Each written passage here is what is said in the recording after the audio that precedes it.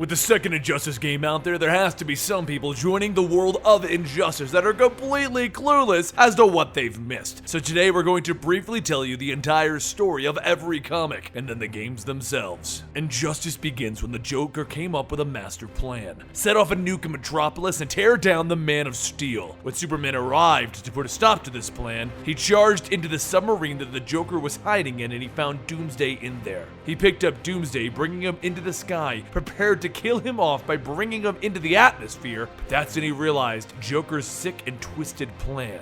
It wasn't Doomsday that Clark was fighting, it was Lois. The Joker had filled the submarine with Scarecrow's fear toxin mixed with kryptonite, which caused Superman to see his worst fear. And then he killed Lois. To make the situation even worse, Joker tied a nuke in Metropolis to go off if Lois's heartbeat stopped. And well, it did, making Superman the killer of his own wife, unborn child, and the entire city of Metropolis. In his own words, he was turned into the gun.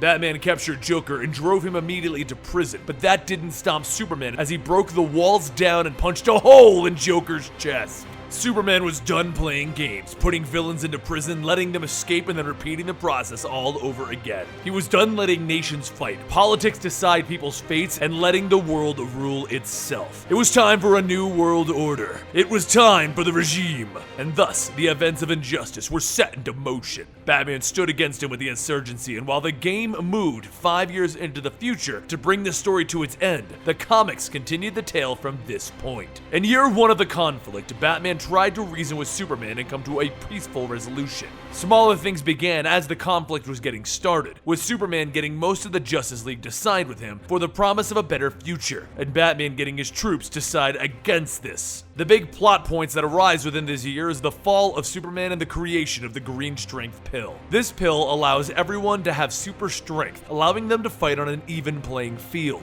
The death of Green Arrow and the breaking of Batman's back at the end of year one signals how far Superman has fallen. And in year two, the Guardians of the Universe realize that something is very wrong on Earth. Ganthet arrives with Guy and Hal to advise Superman to stop what he's doing. Obviously, Superman doesn't stand for this, and Ganthet leaves for Oa, taking Hal with him. They assume that Green Lantern Hal Jordan will side with them and tell him to come and stand by their side, only to see him tell them no. He insists that Superman is doing the right thing, that he is bringing order to Earth, and the Guardians need to accept that. This leads to arguments between Hal and the Guardians before he goes back to rejoin the fight. Batman takes a sidestep during all of this, as it's mostly Superman versus the Green Lanterns, so he decides to use this time to build his ranks to take back Gotham in the name of the insurgency. But in the end, the Guardians feel that this is more of a Green Lantern's matter, and the Earthlings will not be needed. Superman refuses to leave, obviously, which turns into him defeating the advanced troops within the Green Lanterns. So the Guardians send every last Green Lantern and the entire planet of Mogo, along with themselves, to stop Superman. They're winning and they almost defeat Superman until Sinestro gets involved. He gives a yellow ring to Hal Jordan and Superman, and with this new power, combined with his existing powers, Superman destroys the Guardians and the entire planet of Mogo. This allows us to enter year 3, and in this year, things take an odd twist. This fight has endangered Constantine's secret daughter, and because of this, he has decided to get involved. In typical Constantine fashion, he gets involved by manipulating everyone, and they all fall for it hook, line, and sinker. They try to use the mystical arts against Superman and the regime, being as this is Superman's only true weakness outside of kryptonite. The mystical forces each side with the regime and the insurgency, such as Constantine going with the insurgency and the Spectre going to Superman's side. There's an attempt to make Superman answer for his crimes with Ragman, and then Batman makes a deal with Etrigan to host the demon, allowing them to try and put Superman to sleep. But neither of these work, and we discover that the Spectre isn't the Spectre, but he is actually Mr. Mxyzptlk. And then Constantine's plan finally kicks in as Trigon arrives, demanding to know where Superman put Raven. Constantine actually kidnapped her, but he told Trigon that Superman did, so Mr. Mxyzptlk and Trigon each battle it out against each other, almost tearing reality in half. In the end, Constantine's plan works, and he is given a way to escape this plane of reality with his daughter,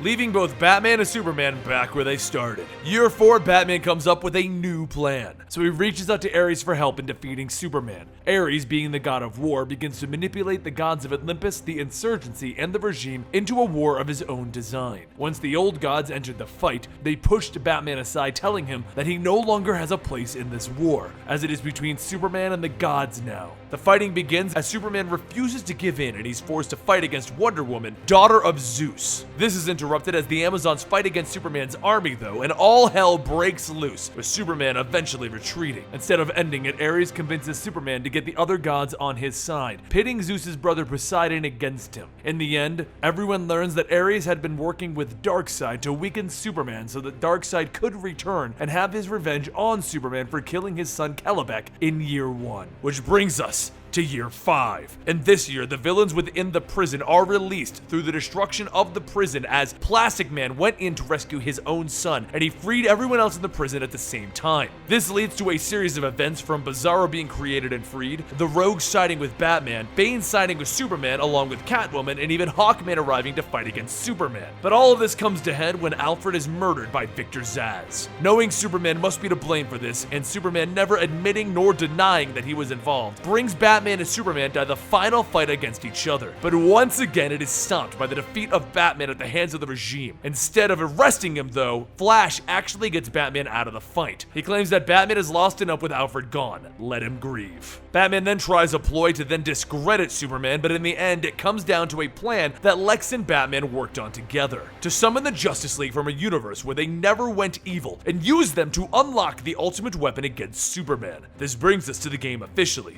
Now, Injustice 1 is told through the game as the main heroes, but there is also Harley's point of view told in Ground Zeroes, which could technically be called Year 6. In the events of Injustice, the good Justice League is poached from their homeworld along with the Joker right before he has a chance to set up the nuke that would set into motion the events of Injustice. They work with Batman of the Injustice world to try and unlock a kryptonite weapon that Batman created and locked behind the DNA of the Justice League, but is destroyed in the conflict, so they eventually settle for summoning the good Superman from the alternate world. It ends with Superman versus Superman, and the righteous Superman prevails, putting the evil one into a Red Sun prison, where he supposedly will sit forever. Except, now we have Injustice 2 the game and Injustice 2 the comics. It can never truly end, and to celebrate the return of Injustice, one of my all-time favorite multiverse universes, we here at Comicstorian have created an Injustice 2 t-shirt. Batman versus Superman wearing their Injustice armor. And if you want to celebrate with us, and go ahead and grab this t-shirt that we are going to have on sale for a limited time. I'll put the link down below, and let me know in the comments down below your favorite moment from the entire first 6 years of Injustice. What is your favorite thing that happened? And